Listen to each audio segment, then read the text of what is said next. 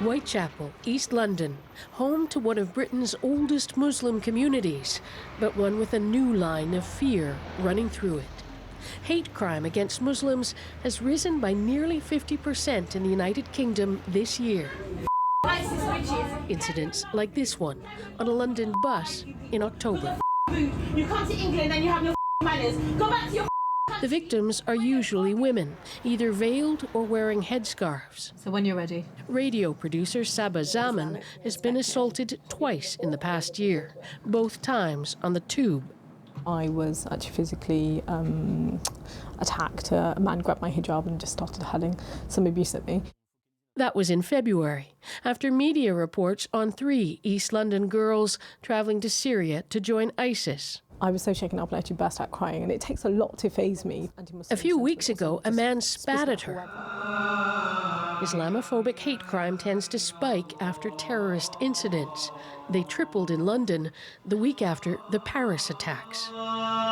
The Metropolitan Police say the increase should be attributed, at least in part, to better reporting methods and a greater willingness on the part of victims to come forward. But it hasn't stopped the fear from travelling. Even though I've been born and brought up here, it's actually making me a bit wary. Like, do I need to be careful when I'm on the buses then, you know? Headlines like this one, published in The Sun and based on a survey widely denounced as deliberately skewed, don't help. Critics say government efforts to counter the threat of radicalization can sometimes demonize the Muslim community as a whole. Just another day, it's just another chocolate tart. But it's not all negative. This is Nadia Hussain, a young British woman of Bangladeshi origin, credited with doing a better job of breaking down stereotypes than any government program.